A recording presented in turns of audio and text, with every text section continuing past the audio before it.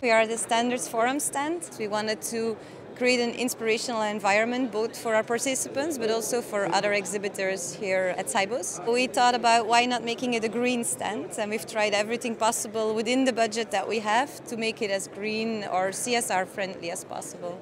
So that means we only use materials which are sustainable, either recyclable or reusable. So you have the beams behind me which are clearly recycled. Also our cardboard chairs are recyclable.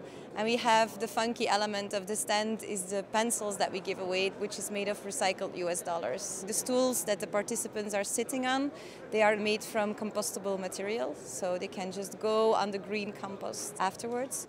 Our post-it competition that we have, the post-its are made from recyclable material, and the pens that we write on with it are made of paper as well.